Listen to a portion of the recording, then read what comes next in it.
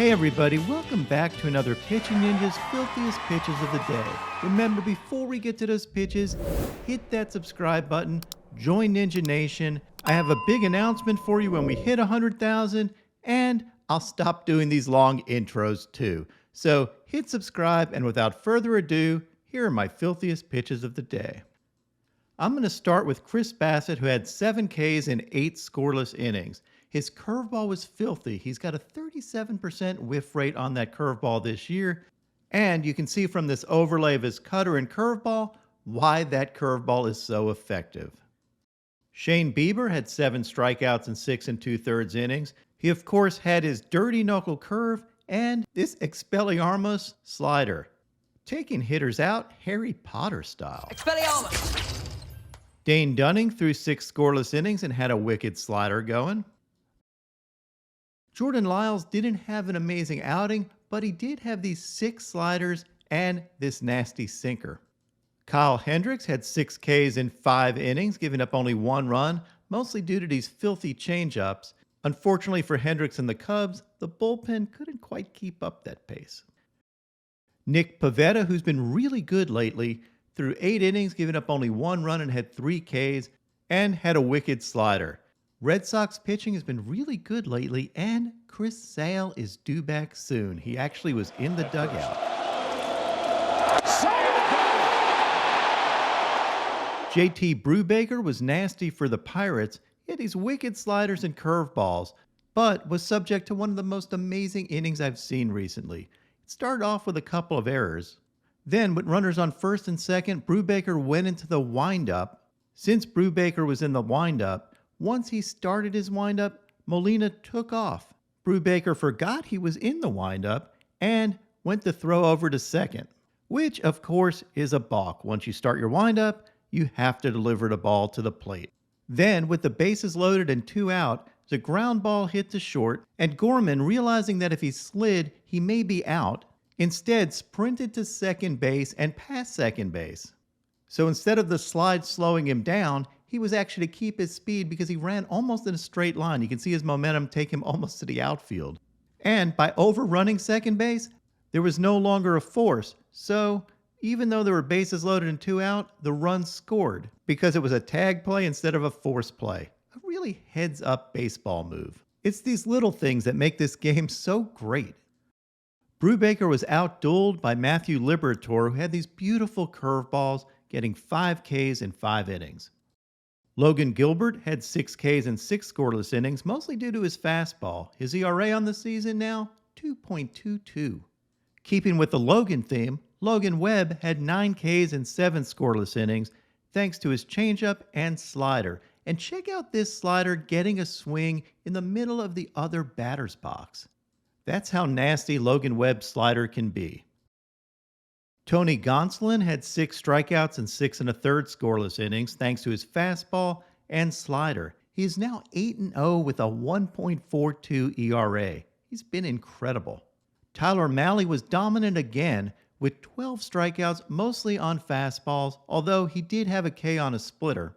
And here's a home plate view of both his splitter and his fastball, and I decided to also do an overlay so you can see how tough that combination can be. You can see that splitter dive under the bat path at the last second. Dylan Cease had 8 strikeouts in 5 innings, giving up no earned runs. And his sliders, curveball, and fastball were just filthy.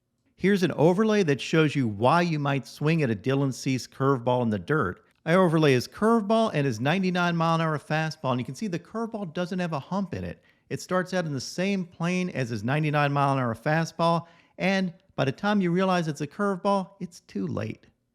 Max Fried didn't have a dominant outing. He did have 6 strikeouts in 5 2/3, but I thought this fastball and slider overlay was a good illustration of why his slider can be tough paired with that fastball. This game also featured Travis d'Arnaud getting hit square in the nuts with a foul ball. More like Travis Dar, oh no, am I right? Gerrit Cole was completely dominant yesterday, featuring his 100-mile-an-hour fastball just overpowering hitters. He had 7 Ks and 6 scoreless and was pitching with emotion. I love it. The most impressive outing of the night That belongs to Miles Mikolas. Totally dominant, taking a no-hitter into the ninth with 2 outs and 2 strikes, and lost it on this ground rule double. Back, over his head.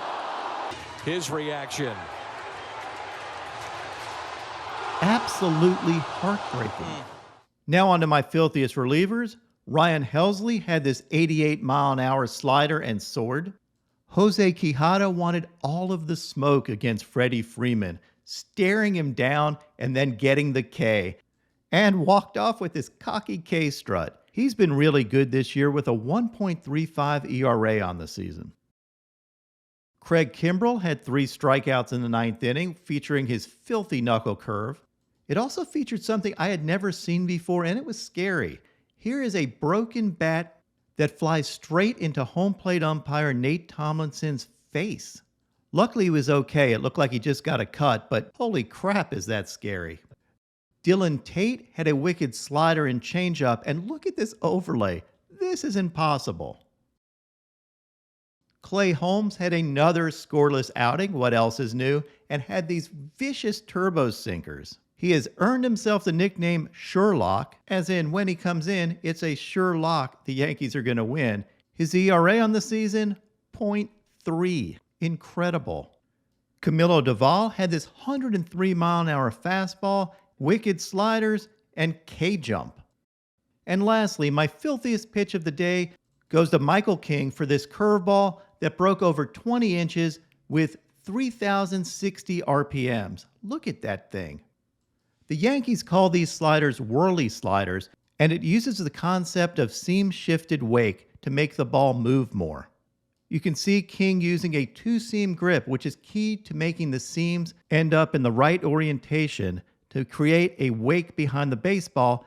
And the way the seam orientation is, the seams rotate and create basically a scuff effect, making the slider break more than the hitter would expect.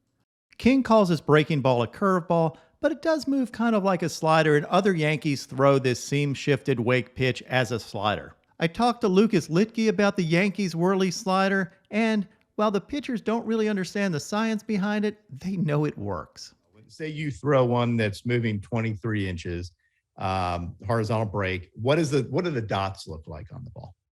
I think they would come off like this, and it just kind of like spins almost like a one-seam like sinker. So like they would have a dot right here for me and a dot right here.